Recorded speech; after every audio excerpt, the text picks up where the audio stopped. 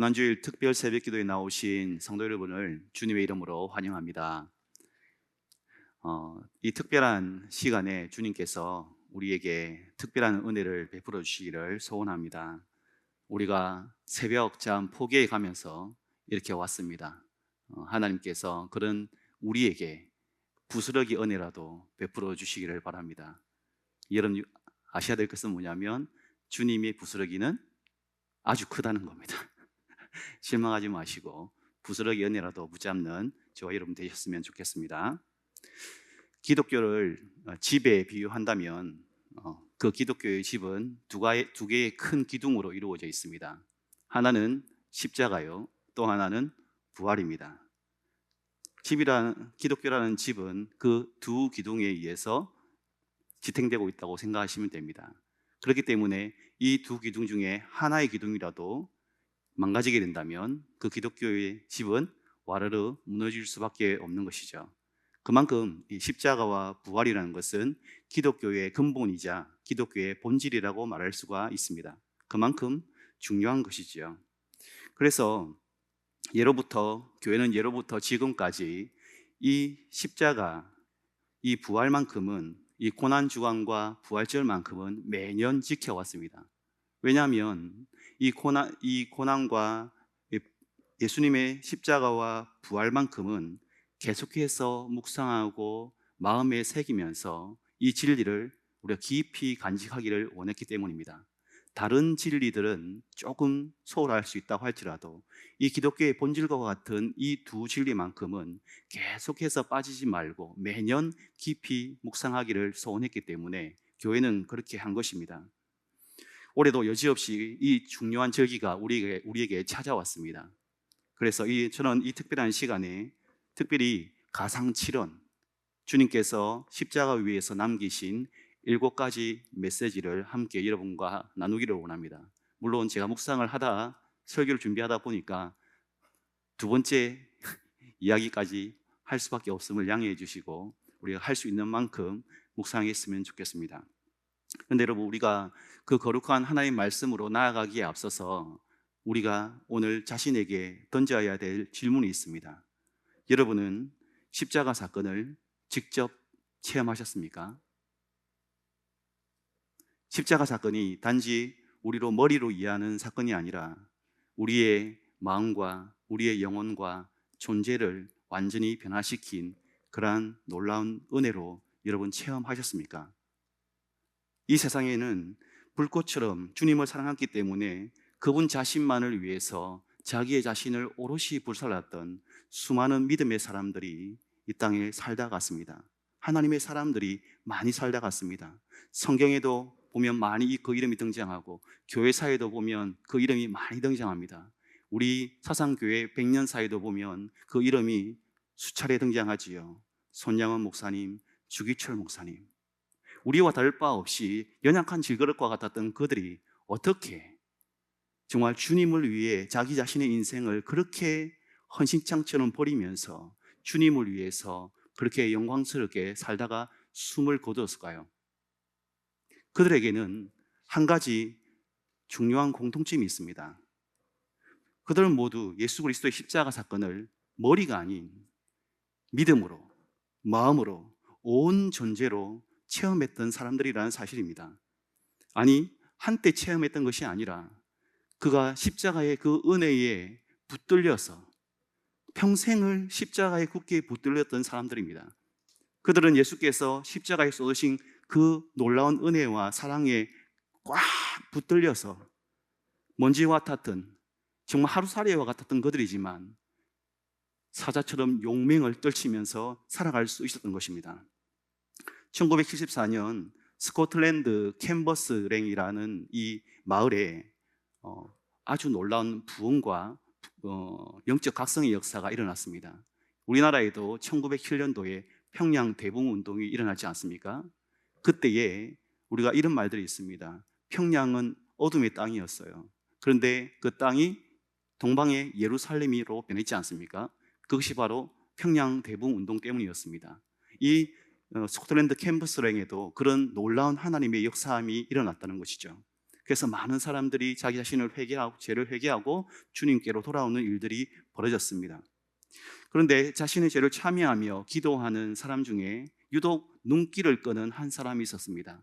백발이 성성한 한 노인이 눈물을 흘리면서 기도를 하고 있는 것이었습니다. 알고 보니까 그 사람은 신학교에서 교리를 가르치는 신학과 교수였습니다. 그런데 그 사람이 평범한 목회자가 전하는 그 십자가의 설교 앞에서 어린아이처럼 한없이 눈물을 흘리면서 가슴을 치면서 회개를 하고 있는 것이죠. 그러면서 이렇게 고백을 했습니다. 나는 이제껏 속죄의 교리를 알고 가르쳤습니다. 그러나 나의 죄를 대속하시는 주님을 진정 만나지 못한 채 지금까지 살아왔습니다. 전에는 머리로만 알고 있었지만 이제는 그 놀라운 은혜를 직접 체험하고 있습니다. 예수의 넓은 사랑을 어찌 다 말하랴. 그 사랑 받은 사람만 그 사랑 알도다. 성도 여러분, 여러분은 이 찬양의 고백처럼 주님의 그 놀라우신 사랑을 직접 체험하셨습니까? 우리를 위해서, 저와 여러분을 위해서 아낌없이 쏟으신 그 깊고 넓은 사랑, 그 피 묻은 사랑을 직접 체험하셨습니까? 여러분은 그 주님을 만나셨습니까? 여러분이 만난 그 주님은 그 주님만으로 살기에, 그리고 그 주님만을 위해 살기에 충분하신 분이십니까? 정말로 그러한지 오늘 이 새벽에 기도하시면서 깊이 생각해 보았으면 좋겠습니다. 여러분, 십자가는 본래 무엇을 상징합니까? 본래 무엇을 위해서 만들어졌습니까? 우리가 지금 오늘날의 십자가를 목걸이로 해다니고요, 귀걸이로 해다닙니다. 여러분 중에도 지금 그것을 착용하신 분이 있을 겁니다. 그게 문제가 된다고 제가 말씀드린 게 아닙니다. 원래 목적을 말합니다. 원래 목적은 가장 악질적인 죄인을 사형하기 위해서 만들어진 사형의 도구가 바로 십자가였습니다. 그것이 얼마나 잔인하고 수치스러운 형벌이었는지 그것을 고안했던 그리스인과 로마인은 자기 민족에게는 어떠한 악질적인 죄인이라도 십자가형을 구형하는 것을 꺼려했습니다. 그래서 로마의 지성이라 불리는 키케로라는 사람은 이렇게 이야기를 했습니다. 십자가라는 말은 로마인의 귀에도 들려서는 안 된다. 얼마나 잔인하고 얼마나 수치스러웠으면 로마인의 귀에는 십자가라는 단어를 아예 들리게 하지 말아라, 이렇게 이야기할 정도였습니다. 그런데 우리 사형 언도를 받으신 우리 주님께서는요, 그 십자가형을 당하기 전에 두 가지 더 끔찍한 조치를 당해야 됐습니다. 그 첫 번째는 뭐냐면 채찍으로 예수님 맞으시는 것이었습니다. 우리가 알고 있는 채찍은 길게 된 채찍이죠. 그러나 로마인이 때렸던 채찍은 플라그룸이라는 아주 특별하게 고안된 채찍인데요, 이 채찍은 끝이 여러 가닥의 끈으로 되어 있습니다. 여러 가닥이, 한 가닥이 아니고 여러 가닥의 짧은 끈으로 되어 있습니다. 그 끈에는 끝에 쇠붙이나 날카로운 뼈 조각들이 이렇게 붙어 있는 거죠. 그래서 로마 병사들이 그 채찍을 가지고 사정없이 죄인을 치면 어떤 일이 벌어지냐? 피부가 찢기는 것은 당연하고 살이 떨어져 나가고 근육이 떨어져 나가는 그러한 일들이 벌어집니다. 역사의 기록에 따르면 심지어 어떤 사람은 채찍 한 대 맞았을 때에 갈비뼈가 드러날 정도로 그 채찍은 엄청난 파워를 자랑했습니다. 그래서 어떤 죄수들은요, 채찍으로 맞아서 죽는 경우도 있었다고 합니다. 이 채찍은 단순한 체벌이 아니고요, 십자가형을 당하기 전에 죄수를 극도로 쇠약하게 만들기 위해서, 약하게 만들기 위해서 고안한 로마인들의 잔인한 그러한 고문이었던 것입니다. 우리 주님께서는 십자가형을 지시기 이전에 이미 이런 고통을 당하고 십자가형으로 간 거죠. 두 번째는요, 그런 모진 채찍질을 당하고 난 다음에 주님께서는 십자가를 지고 그 사형장까지 그 십자가를 지고 메고 가야 했습니다. 그 십자가의 무게가 100kg가 넘습니다. 그렇기 때문에 채찍에 맞고 그 십자가를 지고 가는 것은 굉장히 고통스러운 일입니다. 우리가 세로대와 가로대가 있지 않습니까?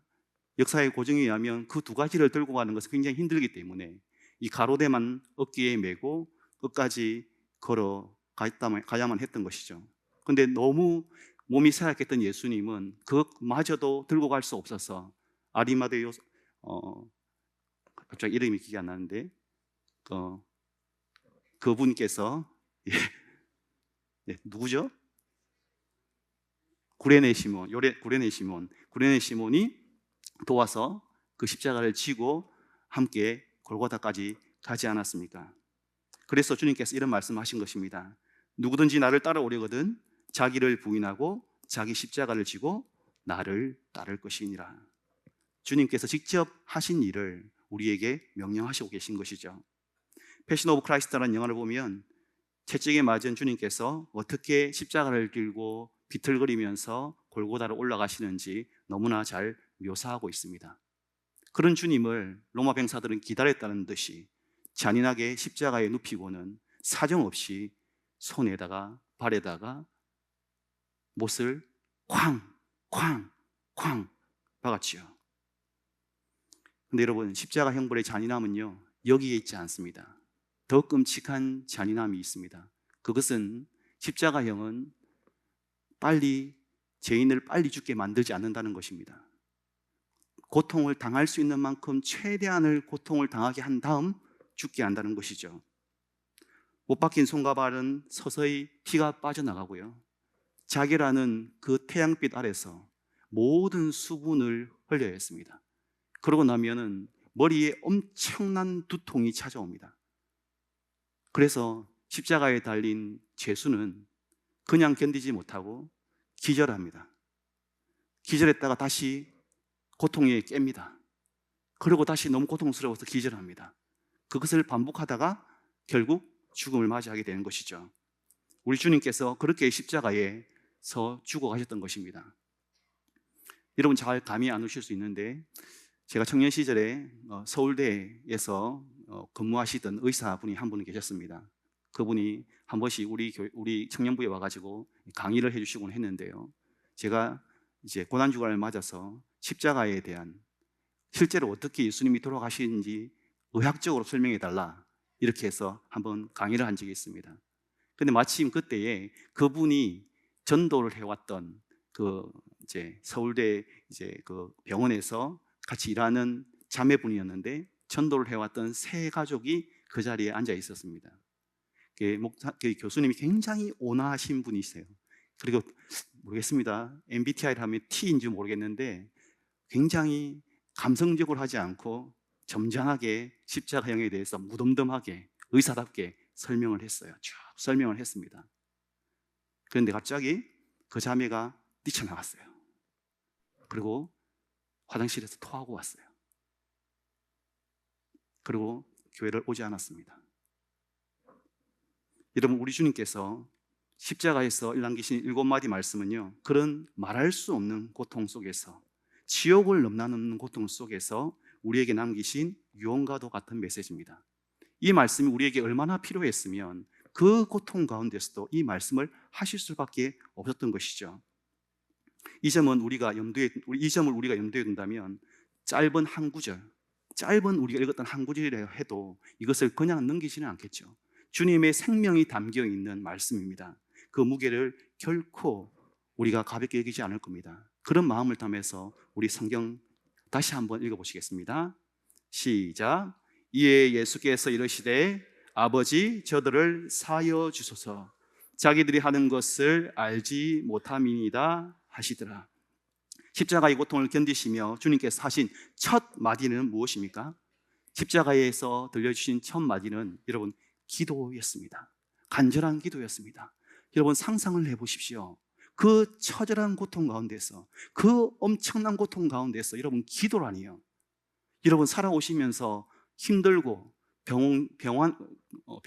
병상에서 누워 있으면서 엄청난 고통에 시달리면서, 그리고 어떤 사고가 나서 인생의 고통 가운데서 여러분이 너무나 큰 압박 가운데 있을 때에 여러분 우리 입에서 뭐가 나오던가요? 어떤 말이 나오던가요? 마하봤자 신음소리 아니면 비명소리, 이 정도면 충분한 것 같습니다. 어떤 말을 하기가 힘들 정도로 극심한 고통이 찾아오면 말을 하기 힘들 정도지 않습니까? 제가 전도사 때 같이 사역했던 강도사님이 담석이라는 것을 앓고 있었습니다. 그 담석을 겪어본 사람은 그 고통을 아마 잘 아시리라 생각합니다. 근데 그분이, 제가 주차장에서 이제 교회에서 나오고 있는데 그분이 마치 신방을 갔다가 차를 타고 탁 내리시는 거예요. 근데 그때 마침 담석에 통증이 찾아왔나 봅니다. 얼마나 고통스러웠으면 문을 딱 열더니 걸어서 내려야 되는데 걸어서 내리지 않고 기어서 내리는 거예요. 아직 잘 모르시는, 아주 뭐야 생각하시는 분들은 그 담석의 고통을 모르시는 분이십니다. 저는 눈앞에서 봤기 때문에 제가 그 장면을 생생히 기억합니다. 기어 나오면 기어 나와. 얼마나 아팠던지. 그러면서 강도사님이 죽겠다 이랬으면 제가 엄청 실망을 했을 텐데 그 강도사님이 주여 이렇게 하시는 거예요. 굉장히 제가 그 모습을 보고 은혜를 받았습니다. 그러면서 제가 지금 그 장면을 기억하고 있는 것은 그 장면이 얼마나 은혜로웠는지를 잘 보여주는 것입니다. 그러나 주님은요, 그 담석 따위와는 비교할 수 없는 고통 가운데 있습니다. 단지 육체적인 고통을 넘어서 그 비교할 수 없는 육체적이고 심적이고 영적인 고통 가운데 있습니다. 저는 이전에서 생각지도 못한 그런 비방과 모함을 당해본 적이 있습니다. 어떤 사람에게 비방과 모함을 당해본 적이 있습니까? 억울하게 말입니다. 얼마나 마음이 상하고 얼마나 고통스러웠던지 얼마나 두려웠던지 잠을 잘 수가 없었습니다. 잠을 자다가도 선잠을 선뜻 들었다가도 소스라치게 놀라가서 깹니다. 얼마나 그 마음이 고통스러웠던지 기도를 하는데요, 기도가 안 되더라고요. 여러분 그래 본 적이 있습니까? 너무나 힘들고 고통스러워서 기도가 안 되는 것을 경험해 본 적이 있습니까? 아무리 기도해 보려고 해도 나오지가 않았습니다. 제 입에서 나오고 있는 말 한마디가 있었습니다. 그게 뭔지 아십니까? 아버지, 아버지, 아버지, 아버지. 저는 그 새벽 내내 아버지 이름만 부르고 있었습니다. 그런데 못 박힌 손과 발, 거기선 찢겨서 피가 흐르고 타는 듯한 목마름과 극심한 고통으로 숨조차 쉴 수 없는 상황에서 주님께서는 뭐 하셨다고요? 기도하셨습니다. 그것도 7마디 말씀 중에 1000마디로 기도하셨습니다. 여러분 이게 우연이겠습니까? 주님께서 가상칠언을 기도로 시작할 수 있었던 것은 여러분 결코 우연이 아닙니다. 누가복음 22장 39절을 읽어드리겠습니다. 예수께서 나가사 습관을 따라 감람산에 나가심에 제자들도 따라갔더니, 이러한 특별한 순간에 주님께서 기도하셨던 것은, 기도할 수 있었던 이유는 뭐냐면 평소에 주님께서 기도하셨기 때문입니다. 그분의 생애는요, 액체의 생애였습니다. 하나님을 위해서, 세상을 위해서 피와 땀과 눈물을 바친 삶이었습니다. 그렇게 평생을 기도하며 살아오신 삶이었기 때문에 십자가에 달린 두 팔을 벌려서 두 손을 모을 수 없는 그 상황 속에서도 우리 주님께서는 우리 주님의 기도를 막을 수가 없었던 것이죠. 십자가조차도, 그 잔인한 십자가조차도 우리 주님의 기도를 막을 수 없었던 것입니다. 사랑하는 형제 여러분, 인생의 큰 풍랑이 닥칠 때, 사망의 음침한 골짜기로 지날 때 여러분 기도로 그 순간을 이겨내길 원하십니까? 예, 누구나 원하시겠지요. 하지만 평소에 그 평탄한 시기에 기도하지 않는다면 매일의 그 절박한 순간에도 기도한다는 것은 사실상 불가능합니다. 여러분 매일 삶 속에서 기도하는 사람도 그 고통스럽고 힘든 상황 가운데 기도의 두 손을 모은다는 것은 쉽지 않습니다. 그런데 평소에 기도하지 않는 사람이 그 힘든 상황 가운데서 기도의 두 손을 모은다고요? 마치 평소에 조깅도 하지 않는 사람이 마라톤 풀코스를 뛸 수 있다고 생각하는 것과 똑같은 것이죠. 만약 그렇게 생각한다면 그것은 자기 기만에 불과하다는 사실을 여러분 기억하셔야 합니다. 겟세마네 동산에서 제자들의 모습을 떠올려 보십시오. 주님께서 제자들에게 이렇게 부탁하셨죠. 내 마음이 괴로워서 죽을 지경이니 너희는 나와 함께 깨어 기도하라. 내 마음이 괴로워서 죽을 지경이니 너희는 나와 함께 깨어 기도하라. 지금 주님은 주님 앞에 있던 십자가를 이미 알고 계십니다. 주님마저도 그 십자가가 너무 두렵고 고통스러워서 너희가 나를 위해 기도하면 조금 살겠다, 나를 위해 기도해 다오, 이렇게 부탁하셨습니다. 여러분, 제자들은 어떻게 하고 있었습니까? 슬픔에 빠져서 잠들어 있었습니다. 여러분, 물어보겠습니다. 제자들이 기도하기 싫었을까요? 주님과 함께 깨어있기 싫었을까요? 그렇지 않습니다. 그들은 누구보다 주님을 사랑한 사람들이었습니다. 깨어있기를 원했겠죠. 함께 하기를 원했겠죠. 그러나 평소에 기도하지 않았기 때문에 위기의 순간에 그들은 기도할 수 없었습니다. 평소에 기도의 훈련을 하지 않았기 때문에, 무릎 꿇는 훈련을 하지 않았기 때문에 그들은 실패하고 말았던 것입니다. 말씀을 맺겠습니다. 사랑하는 성도 여러분, 시험에 들지 않기를 원하십니까? 특별한 순간에 기도하기를 원하십니까? 인생과 신앙의 위기의 순간에 주님께로부터 물러서지 아니하고 십자가를 지고 끝까지 주님을 따라가는 하나님의 사람이 되기를 원하십니까? 주님의 마음으로 여러분 권합니다. 뒤로 미루지 마시고 지금 기도하시기 바랍니다. 내일 기도하지 마시고요, 오늘 기도하시기 바랍니다. 평소에 기도하시기를 바랍니다. 하루 종일 자기 능력으로 살아가는데 너무나 익숙한 우리들입니다. 눈을 뜨는 순간부터 눈을 감는 순간까지 우리는 끊임없이 내 힘과 내 지혜로 살았는데 너무나 익숙합니다. 대신에 두 손을 모으는 데는 너무나 젬병이죠.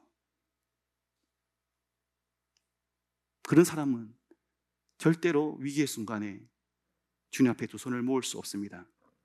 새벽자리든 여러분 수요 기도회든 금요 기도회든 아니면 골방이든 상관없습니다. 시간과 장소는 부차적입니다. 중요한 것은 오늘이라는 이 순간에 주님 앞에 우리가 무릎 꿇는 훈련을 하는 것입니다. 우리 주님께서 그러셨던 것처럼 지금 하나님 앞에 무릎을 꿇는 사람이 나중에 세상에 무릎을 꿇지 않습니다. 평소에 하나님 앞에 엎드리는 사람만이 위기의 순간에 완전히 넘어지지 않습니다. 오늘 하나님 앞에 기도하는 사람만이 주님을 내일 부인하지 않고 모레도 부인하지 않고 끝까지 주님 따라 갈 수 있는 것입니다.